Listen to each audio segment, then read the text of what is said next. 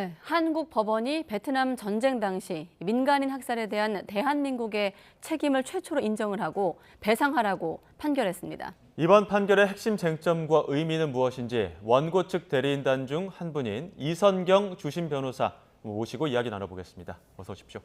안녕하세요. 네, 안녕하십니까? 네.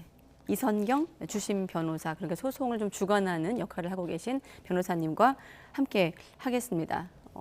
현대사의 잘못을 바로잡는 결정, 이를테면 한국이 1호 사과문을 낸 성격이 있다고 들었습니다. 직접 좀 소개해 주시죠. 네. 그러니까 이 사건은 1968년 2월 12일에 베트남에서 있었던 사건이고요. 네. 그 이후에 단 한 번도 대한민국 법정에서 베트남 전쟁 중에 대한민국 군인이 민간인 학살한 거에 대해서는 판결이 나온 적이 없습니다. 네네.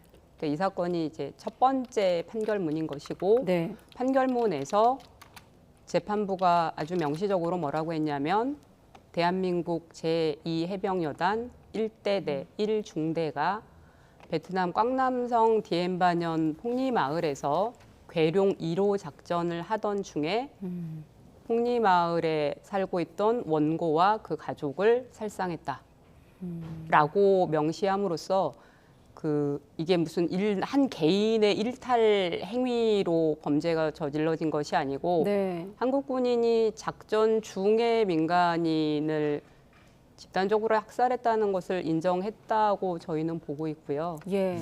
과거사 사건에 있어서는 어쨌든 사실 인정하는 것이 첫 번째 단계이고, 사실 인정을 하고 대한민국 법원이 원고에게 3천만 100원을 지급하라고 판결함으로써 저희 입장에서는 이것이 그 피해자인 원고에게 드리는 첫 번째 사과문이다. 이렇게 해석을 하고 있는 겁니다. 마침 화면 속에 임재성 변호사도 나오시는데, 임 변호사 같은 경우는 우리가 많이 알고 있는 대로 일본 강제동원 문제 관련해서 또 피해자 측 대리인 아니겠습니까? 맞습니다. 변호사님 말씀하시는 대로 사실 우리가 어떤 과거사에서 사죄의 방식은 일본과 독일 얘기를 많이 하는데, 이 문제는 대한민국이 좀 고민하고 지향해야 할 바를 좀 시사하는 것 같아요.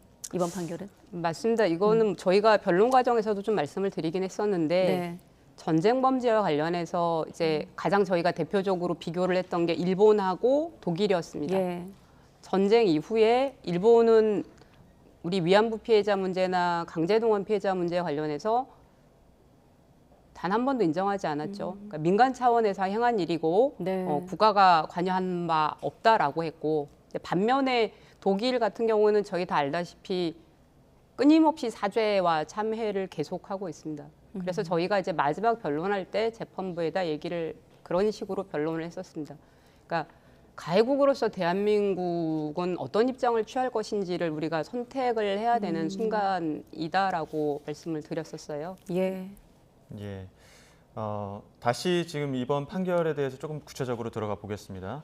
앞서 말씀하신 것처럼 이번 판결 내용 중에 핵심은 대한민국의 해병대가 전쟁 중에 베트남전에 참전을 해서 현지에 있는 주민을 살상을 했다, 이런 판결이 내려진 겁니다. 지금 응위엔 TNC가 청구 금액 3천만 100원이었는데 이 청구 금액에도 배경이 있다고요? 사실 그 3천만 100원은 뭐 법조인들이라면 잘 아시겠지만 그냥 저희가 실무상 소장을 제출했을 때 판결문에 판결 이유를 이렇게 판사님이 조목조목 적어주실 수 있는 기준 액수가 3천만 원이에요. 예.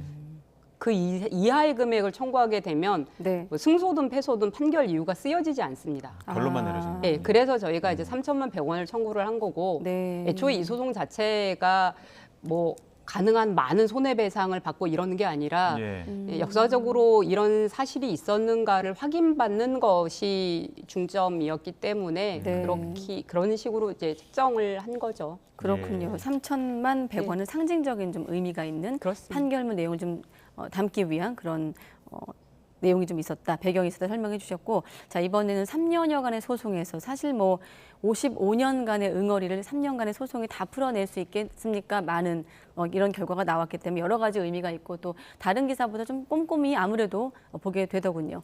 자, 가장 큰 쟁점은 한국군이 학살의 가해자가 맞는지 그 여부에 대한 판단 아니었겠습니까? 네. 그러니까 그 사실 뭐 이 피고 쪽에서는 뭐라고 얘기를 했었냐면 네.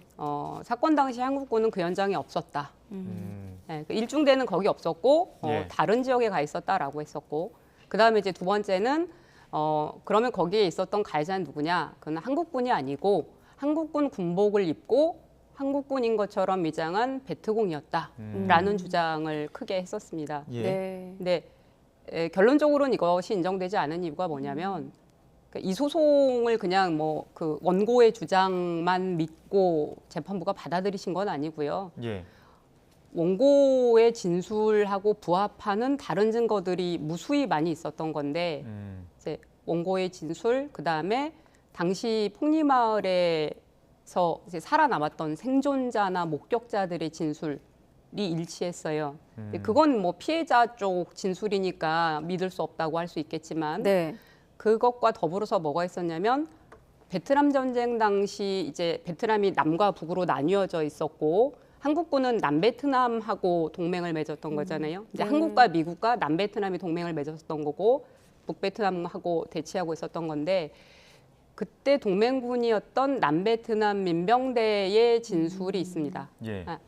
한국군이 폭리마을로 들어가서 총을 쏘고 불을 지르고 하는 걸 내가 봤다라는 진술이 있었고 그 다음에 그 역시 가장 강력한 그 동맹이었던 미군의 진술이 있는 거예요. 결정적으로는 결국 그 미군의 감찰 보고서라는 증거가 있었던 건데 네. 마침 이 사건 당시에 그 마을이 일본 국도였었는데 일본 국도를 지나가던 미군이 연기가 피어오르고 총소리가 들리고 하니까 아 저거 뭐지 하고 들어가서 봤고 사진으로 남겼습니다. 네. 사진을 남긴 거고 그다음에 그때 들어갔던 그 군인들이 다 진술서도 썼어요. 예. 그 진술들이 원고나 그 폭리마을 주민들의 진술하고 일치하는 거죠. 그러니까 우리의 동맹군이었던 남베트남 민병대라든지 미군들이 당시 동맹군이었는데 동맹군인 한국군이 베트남에서 민간인 학살을 했다고 하지도 않았는데 했다고 허위로 진술을 할 이유가 없잖아요. 예. 네, 그런 것들은 이제 뭐 진술의 신빙성이라고 저희가 보는 건데 그런 증거들이 맞아 떨어지는 거고 그리고 마지막으로 쐐기를 박은 건 그때 그 마을에 들어갔던 한국군 참전 군인들의 증언인 겁니다. 예. 네, 내가 속해 있던 일중대가 그날 폭리마을에 갔다. 그러니까 한국 정부는 간 적 없다고 부인했지만 갔다고 했고 일중대에 누가 쐈는지 모르겠지만 우리 중대에 있는 어느 소대원이 총 쏘는 소리를 들었다라고 얘기를 한 거예요. 직접 법정에 가서 증언을 예, 한 거죠. 법원에도 나오셨어요. 그런 것들 때문에 인정이 된 거죠. 예, 이렇게 긴 50여 년이 지난 세월이었지만 여러 가지 사진과 기록, 진술 등을 조합해 본 결과가 이번 판결에 주요했었고 또 그 소멸시효 만료도 지금 쟁점이었지 않았습니까? 그러니까 우리 정부 측에서는 워낙 긴 시간이 흘러서 이걸 예. 다시 이야기할 수 있는 상황이 아니다 이렇게 얘기를 했었는데 이것도 받아들여지진 않은 거죠. 그러니까 뭐 소멸시효라는 게 뭐냐면 예. 권리 행사가 가능한데 권리 행사를 안 하면 그 사람한테는 일정 기간이 지나면 권리 행사를 못하게 제한하겠다는 거예요. 네. 그게 예. 소멸시효거든요. 예. 그런데 이 사건 같은 경우 국가배상 청구 소송이면 이제 우리가 흔히 아는 이제 뭐 그 5년, 10년의 시효가 적용이 되는 건데 그런데 아까 말씀드린 것처럼 시효는 권리 행사가 가능한데 안 하는 사람에 대한 제재거든요. 네. 근데 이 사건 같은 경우에는 권리 행사가 불가능했던 거죠. 예. 왜냐하면 그렇군요. 이분은 베트남 분이고 사건 당시에 8살이었고 그리고 이 학살 피해 때문에 당연히 정규 교육도 받지 못했고 가족, 부모님 다 사망했으니까요. 예. 그러니까 굉장히 힘들게 사시는데 이분이 대한민국 정부를 상대로 대한민국에 와서 소송을 제기한다는 것 자체를 우리가 기대하면 안 되죠. 그러니까 법이 네. 가능하지 않은 것을 요구하면서 너 기간 지났으니까 청구 못해 이러면 안 되는 거라서 뭐라고 하셨냐면 이 사건 소재기 당시까지 원고는 권리 행사가 가능하지 않았다라고 명시를 하셨어요. 네. 사실 이거 되게 기쁜 게 저희가 그 일본 상대로 소송하거나 할 때 그 과거 소송에서 그 소멸시효가 지났으므로 각하한다 이런 판결들이 어. 굉장히 많았거든요. 네. 근데 이 사건 같은 경우 이런 그 전쟁 범죄는 저희가 흔히 반인도적 범죄라고 하는데 네. 그런 반인도적 범죄에 대해서는 시효의 항변을 하는 것이 권리의 남용이다라고 합니다. 그런 취지로 시효 관련돼서 이제 그 피고 주장을 안 받아주신 게 아닌가 싶어요. 저희가 아직 네. 판결 원문을 받지 못해서 예. 정확한 이유는 알 수가 없는데요. 네, 알겠습니다. 소멸시효 만료 여부가 쟁점이었던 부분에 대한 내용을 설명해 주셨고, 사실 저희가 이 문제를 좀 역사적 과거사 문제 관점에서 다루는 측면도 있습니다만 어쨌든 1심 판단이고 또 상대가 있기 때문에 정부 측의 논리는 자막을 통해서 저희가 소개하고 있기 때문에 변호사님 말씀하고 좀 비교해서 들으시면 되겠고, 또 한 가지가 베트남과 한국, 미국 간의 약정서 등에 따라서 베트남인이 한국 법원에 소를 제기할 수 없다 이런 주장도 있었는데 이 부분도 인정되지 않은 거죠? 예, 사실 뭐 쟁점이 여러 개가 있었는데요. 뭐 그 법리적인 얘기라서 그 부분은 별로 중요하지 않은 것 같고 그 정부 주장이 그거였죠. 한국과 월남 사이의 군사약정, 한월 군사약정이 있고 네. 또 한국과 당시의 미군 한미 군사약정 이 두 개가 있고 그 군사약정에서 개인의 손해배상 청구권을 포기한다라고 정해져 있기 때문에 예. 그래서 원고가 대한민국 법원에 청구할 권한이 없다라고 얘기를 했습니다. 근데 이 부분에 대해서도 그 저희 주장을 거의 그 인용을 해주셨는데 예. 그 피고가 제출했던 한월 군사 약정은요 그냥 군사 실무자 사이에 사인한 거예요. 근데 그 개인의 국민의 권리를 제한하려면 대통령 즉 행정부의 수반끼리 흔히 우리가 말하는 그 조약이라는 형태로 만들어야지 개인의 그 권리를 제한할 수 있거든요. 근데 군사 실무자들끼리 둘이 만나서 그냥 사인한 것만으로 개인의 청구권을 제한할 수 네. 없다는 거고 네. 그리고 뭐 하나 더 첨언하자면 소송 중에 저희가 찾아냈는데 이 한월 군사 약정 그 피고가 제출했던 1965년 한월 군사 약정은 폐기가 된 거였어요. 아, 네. 예. 그래서 폐기가 된 거였고 그 이후에 이게 개정이 되면서 개정된 1969년 약정서에서는 개인의 청구권에는 영향을 미치지 않는다라고 들어갔는데 이제 그거를 또 이렇게 얘기를 안 하셨더라고요. 그래서 저희가 이제 그것도 일단 제출은 했고요. 근데 어차피 핵심은 그겁니다. 이 군사 약정은 조약이 아니기 때문에 예. 개인의 청구권에는 영향을 미치지 않습니다. 하지만 재판 과정에서 폐기된 것까지 확인이 예. 되었네요. 예. 예. 그러한 모든 법리적인 쟁점들을 두고 봤을 때 뭐 한국 정부는 인정하지 않았지만 한국 법원은 지금 이 베트남전에서 한국군의 책임을 인정한 겁니다. 이번 1심 판결에 가장 큰 의미가 있다면 어떤 게 있을까요? 그러니까 대한민국 법원이 인정한 최초의 판결이라는 거죠. 이게 저희가 이전 그러니까 사실 뭐 그 저희 대리인단 중에 또 일부는 당연히 일본 상대로 소송도 하고 네. 있고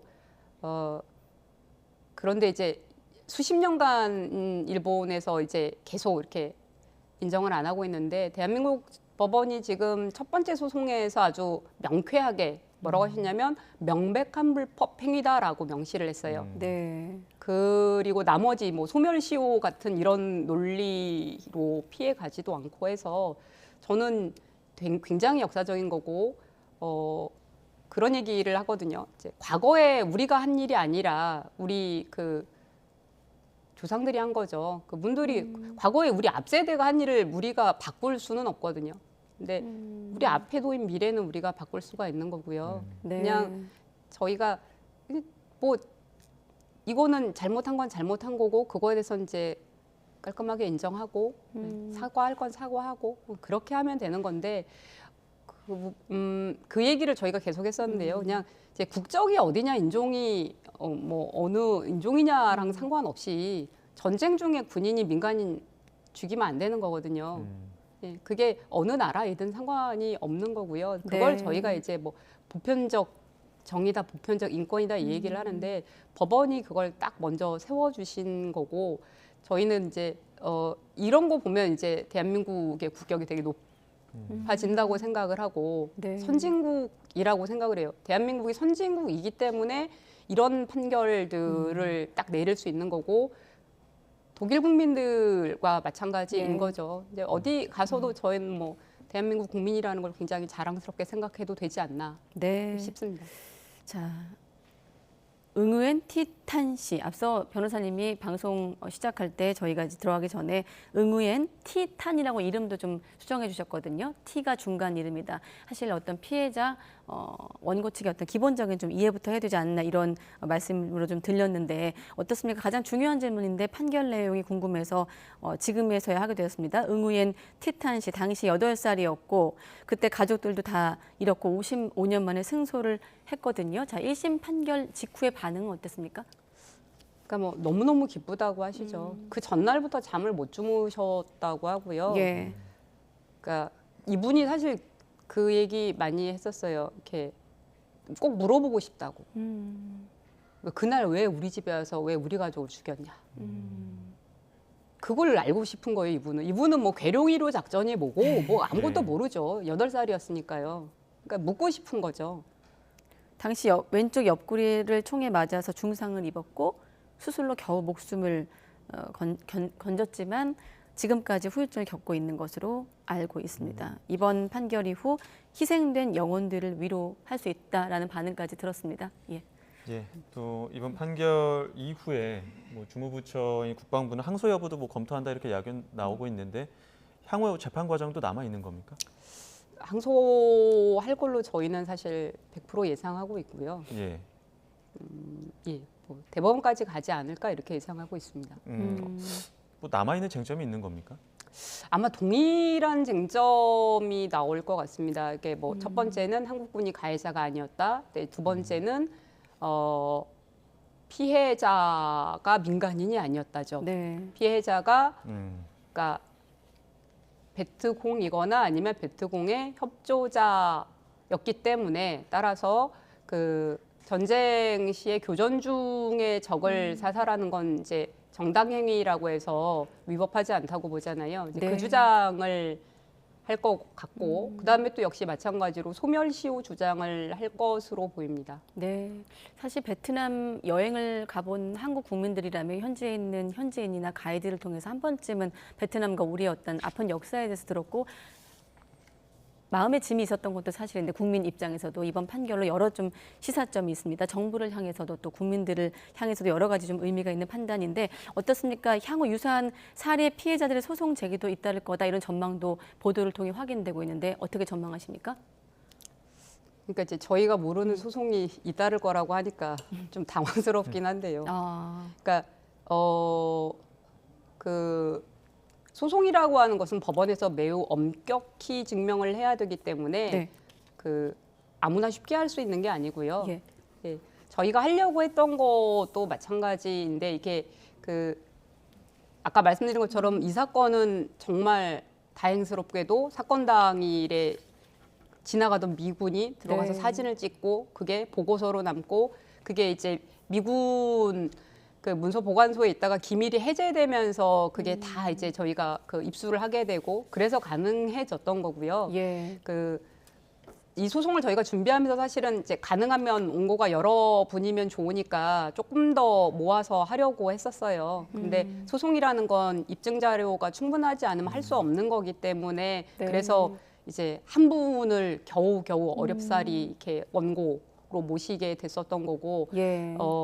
다른 소송이 그렇게 쉽게 가능하리라고 저희가 보진 않고 있고요. 그리고 사실은 저희가 이제 그냥 확인한 바에 따르면은 피해자들이 무수히 많거든요. 근데 네. 그것들을 다 소송을 통해서 하기에는 뭐 일단 생존 가능성 여부가 고령으로 돌아가셨을 가능성부터 시작해서 네. 목격자들부터 시작해서 뭐 증거 자료까지 다 있을지 불분명하기 때문에 저희가 보는 가장 바람직한 해결책은 유사 소송이 막 뒤따르고 이런 게 아니고요. 지금 이제 국회 특별법이 발의돼서 있거든요. 네. 그러니까 국회가 특별법을 제정을 해서 이제 국방부가 갖고 있는 자료들 진상 조사하고 그리고 지금 진실화해위원회에도 한민마을 사건이 올라가 있어요. 네. 그런 데에서 이제 진상 조사할 수 있는 거기는 이제 법원처럼 엄격하게 그 입증을 해야 되는 건 아니니까 그런 데서 진상 조사를 하고 네. 그리고 베트남 정부랑 협의하는 게 오히려 더 바람직한 거지 소송은 예, 글쎄요. 저희는 사실 이렇게 유사소송이 가능할 수 있을지는 잘 모르겠습니다. 저희가 예. 모르는 증거가 막 나오면 모르겠는데. 네, 말씀을 듣다 보니 아까 말씀하셨던 청구액이 왜 3천만 100원이었는지 다시 한번 또 상기하게 되네요. 네. 50여 년 전에 피해자 한 분, 그리고 그간의 어떤 과정들 진술이든 혹은 여러 가지 기록들을 찾는 과정도 좀 어려우셨을 것 같은데 뭐 우엔 티탄 씨는 아주 기뻐하셨다고 했지만 또 변호라는 입장에서 그간의 소회라고 해야 될까요? 혹시 뭐 향후 대응 방안까지도 한번 설명을 복잡하셨을 해주시죠. 것 같아요. 아무래도 우리 정부를 상대로 법정 다툼을 한다는 자체도. 예. 그게 사실 저희가 이제 일본 상대로 소송하는 거는 굉장히 많은 지지를 받습니다. 예. 그런데 이거는 그냥 빚 같은 것이기도 하죠. 예. 저희가 대한민국이 아니라 일본에서 일제강점기 피해자들이 소송할 때에는 일본 변호사님들이 소송 대리를 해줬던 거예요. 한국 변호사들은 일본 법정에서 대리권이 없거든요. 네. 네, 그분들이 이제 자료들 다 찾아서 하고 했었던 거고, 저희는 당연히 이제 대체로는 피해국의 국민으로서 소송 대리를 좀 많이 하고 그랬었는데, 저희가 가해국의 국민이라고 하더라도 별로 다를 건 없는 거거든요. 그러니까 네. 오히려 저희가 베트남 사건에 대해서 제대로 조사하고 판결을 내리고 이런 활동들을 해야지 일본을 상대로 했을 때에도 전혀 머뭇거림 없이 주장을 할 수 있다고 생각을 하고, 그냥 사실은 이게 어느 나라에서 하든 어느 국적 사람이 하든 법이 바뀌는 건 아니거든요. 네. 네, 그냥 군인이 민간인 죽이면 안 되는 거예요. 그게 되게 당연한 거기 때문에 그래서 하는 거고, 특별히 저희가 이 소송을 통해서 가해자가 누군지 색출해내고 얼마나 네. 잔인했는지 찾아서 처벌하고 이런 게 목적은 아닌 겁니다. 네. 공식 사과가 없는, 정부의 공식 사과가 없는 상황에서 피해자에게 보내는 공식적인 위로와 사과문, 그래서 1호 사과문이란 변호인, 대리인단의 입장을 들어봤습니다. 이선경 주심 변호사와 함께했습니다. 변호사님 고맙습니다.